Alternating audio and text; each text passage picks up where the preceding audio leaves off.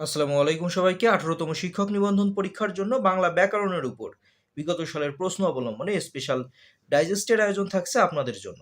আমাদের প্রথম যে ভিডিওটি এই বাংলা ব্যাকরণের উপর, তার লিঙ্ক ডেসক্রিপশনে রয়েছে, ভিডিওটি অবশ্যই দেখে নেবেন। আশা করা যায় এগুলো থেকে কিন্তু আপনারা হুবহু কমন পেয়ে যাবেন। ভাষার কোন রীতি তৎসম শব্দবহুল?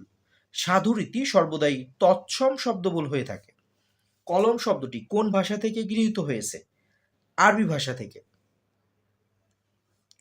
পাউরুটি কোন ভাষার শব্দ? এটি পর্তুগিজ ভাষার শব্দ। কোনটি ফার্সি শব্দ? চশমা। যোগরূঢ় শব্দ কোনটি? পঙ্কজ এর মধ্যে হচ্ছে যোগরূঢ় শব্দ। আমরা জানি যে যোগরূঢ় শব্দ সাধারণত সমাস নিষ্পন্ন শব্দ হয়ে থাকে এবং এর যে অর্থ, সেই অর্থ এর অনুগামী না হয়ে, অর্থাৎ নির্দিষ্ট অর্থ না বুঝিয়ে অন্য আরেকটি অর্থ প্রকাশ করে। যেমন পঙ্কজ দ্বারা কিন্তু এর যদি সমাস করা হয় তাহলে হবে পঙ্কে জন্মে যা।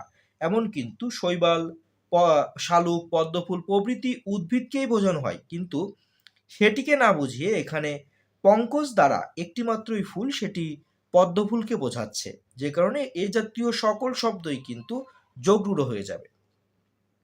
মৌলিক শব্দ কোনটি? কালো। মৌলিক শব্দের ক্ষেত্রে মনে রাখবেন যে সকল শব্দ ভাঙা যায় না সেগুলোই কিন্তু, অর্থাৎ ভাঙলে নির্দিষ্ট অর্থ আসে না, সেসব শব্দই কিন্তু মৌলিক শব্দ। বিভক্তিহীন নাম শব্দকে কি বলা হয়? বলা হয় প্রাতিপদিক। কোনটি তৎসম শব্দ? কিংবদন্তি এর মধ্যে হচ্ছে তৎসম শব্দ। ইংরেজি শব্দটি কোন ভাষা থেকে নেওয়া হয়েছে? পর্তুগিজ ভাষা থেকে ইংরেজি শব্দটি নেওয়া হয়েছে। কোনটি দেশি শব্দ? দেশি শব্দ কুলা। গিন্নি কোন ভাষার শব্দ? গিন্নি হচ্ছে অর্ধ তৎসম শব্দ। ভাষার মূল উপকরণ কি? ভাষার মূল উপকরণ বাক্য।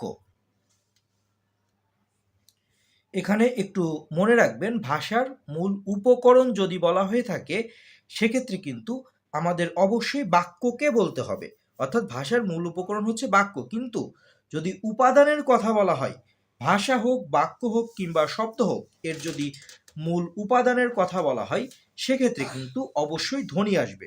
কিন্তু উপকরণের কথা যদি বলা হয়ে থাকে সেক্ষেত্রে আমাদের একটু ভেবে উত্তর দিতে হবে। যেমন ভাষার মূল উপকরণ বাক্য এবং বাক্যের মূল উপকরণ শব্দ এবং শব্দের মূল উপকরণ হচ্ছে ধ্বনি। তাহলে আমরা বুঝলাম এখানে উপকরণ এবং উপাদান দুইটা কিন্তু ভিন্ন আছে। উপাদান বললে একটাই উত্তর আসবে, সেটা হচ্ছে ধ্বনি। সুরত এর এটি কি ধরনের শব্দ? এটি হচ্ছে সুহৃদ, এটি হচ্ছে যোগরূঢ় শব্দ। বাংলা উপসর্গ সংখ্যা কত? ২১টি। হরতাল কি ধরনের শব্দ? হরতাল হচ্ছে গুজরাটি শব্দ। বাংলা ভাষার শব্দ সম্ভারকে কয়টি ভাগে ভাগ করা হয়েছে? ৫টি ভাগে। কোনটি সাধুরীতির শব্দ? সাধুরীতির শব্দ এর মধ্যে জ্যোৎস্না।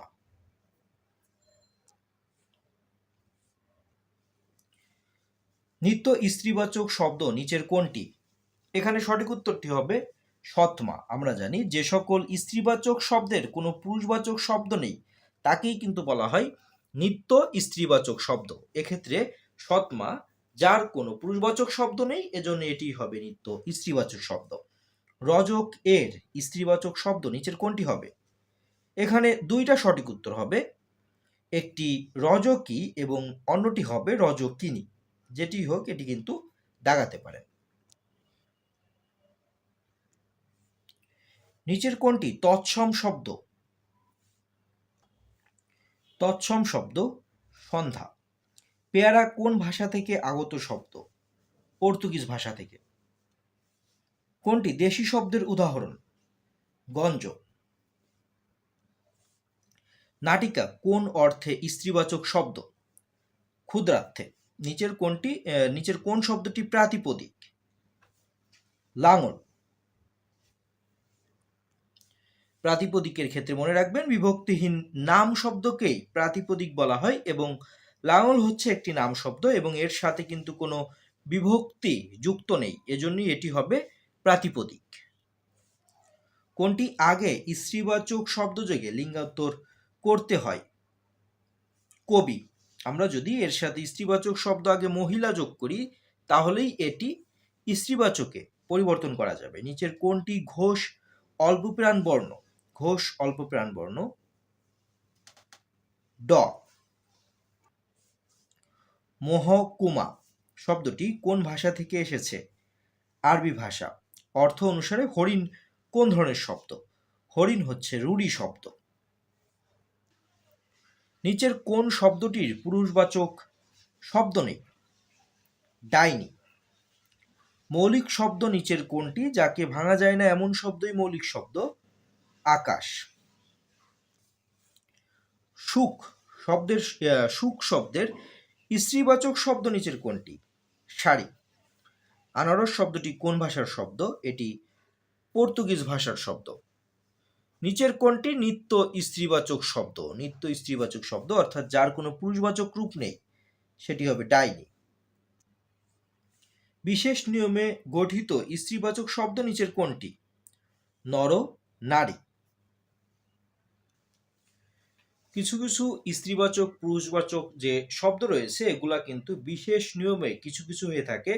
এর কয়েকটা উদাহরণ রয়েছে, অবশ্যই আপনাকে এগুলো একটু মুখস্থ করে যেতে হবে।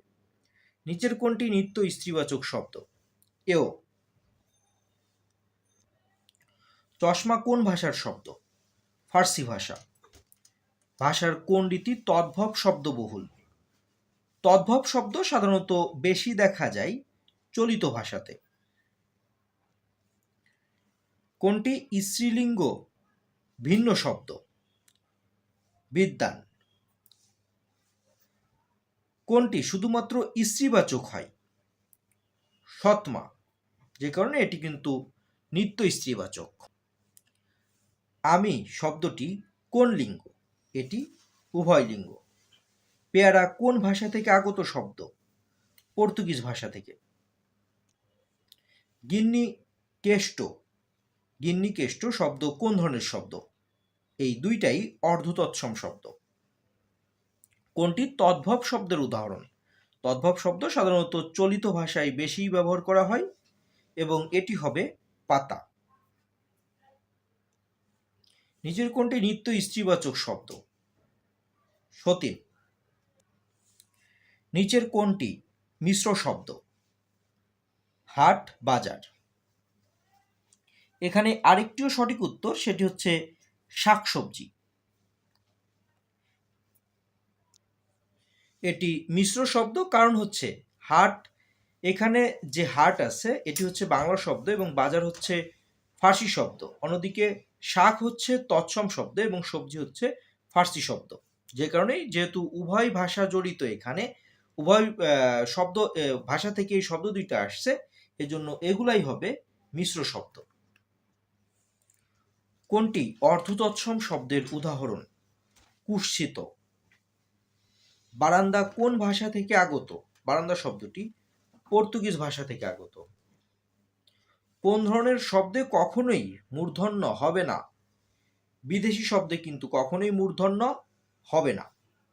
রেস্তোরাঁ কোন ভাষা থেকে আগত শব্দ? এটি ফার্সি ভাষা থেকে আগত শব্দ। ব্যাকরণ কোন ভাষার শব্দ? সংস্কৃত ভাষার শব্দ। নিচের কোনটি চলিত রীতির শব্দ? শুকনো। পাউরুটি কোন ভাষার শব্দ? পর্তুগিজ শব্দ। পর্তুগিজ ভাষার শব্দ নয় নিচের কোনটি?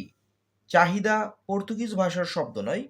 অন্যান্য যে কয়টি আছে, আনারস, গুদাম, আলমারি, সবগুলোই কিন্তু পর্তুগিজ ভাষার শব্দ। নিচের কোনটি তৎসম শব্দ? ভবন। কোনটি দেশি শব্দ? টোপর। সন্ধি বিচ্ছেদগুলো অবশ্যই মুখস্থ করে যান, কারণ এর বাইরে কিন্তু আশা করা যায় যে নিবন্ধন পরীক্ষায় আসবে না।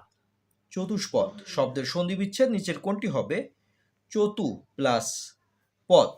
সন্ধি ব্যাকরণের কোন অংশে আলোচিত হয়? সন্ধি আলোচিত হয় ব্যাকরণের ধ্বনিতত্ত্বে। ঢাকা প্লাস ঈশ্বরী ঢাকেশ্বরী নিচের কোন নিয়মে গঠিত হয়েছে?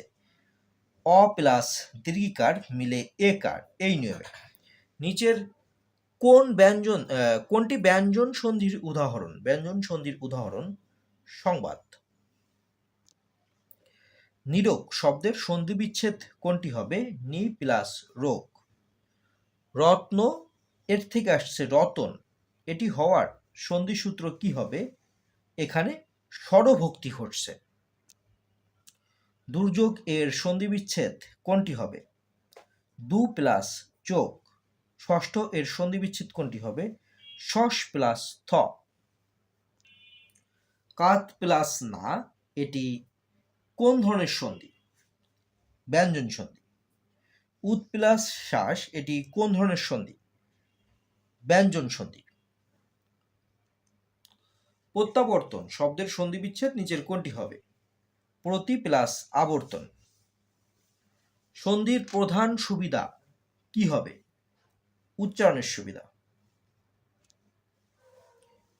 কৃষ্টি শব্দের সন্ধি বিচ্ছেদ হবে কৃষ প্লাস তি। ব্যর্থ শব্দের সঠিক সন্ধি বিচ্ছেদ কোনটি হবে? বি প্লাস অর্থ।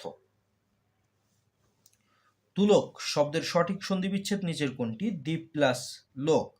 ভাস্কর শব্দের সন্ধি বিচ্ছেদ হবে ভাস প্লাস বর। কোন বাংলা পদের সাথে সন্ধি হয় না? ক্রিয়া। সন্নিহিত দুটি ধ্বনির মিলনকে কি বলে? সন্ধি। নিয়ম অনুসারে সন্ধি হয় না। কুলোটা। রাজ্ঞী এর সঠিক সন্ধি বিচ্ছেদ হবে রাস প্লাস নি। বনস্পতি শব্দের সন্ধি বিচ্ছেদ হবে বন প্লাস পতি। কোনটি স্বরসন্ধির উদাহরণ? হিম প্লাস আলয়, হিমালয়। চাঁদের ন্যায় মুখ, চাঁদ মুখ কোন প্রকার কর্মধারয় সমাস? উপমান। সতী শব্দটির সন্ধি বিচ্ছেদ কোনটি হবে? সতী প্লাস ইস। গবেষণা এই শব্দটির সঠিক সন্ধি বিচ্ছেদ নিচের কোনটি হবে? গো প্লাস এসোনা। নিপাতনে সিদ্ধ সন্ধির উদাহরণ নিচের কোনটি? পরস্পর। চলচ্চিত্র শব্দের সন্ধি বিচ্ছেদ নিচের কোনটি? চলত প্লাস চিত্র। ধন্যবাদ এতক্ষণ সাথে থাকার জন্য।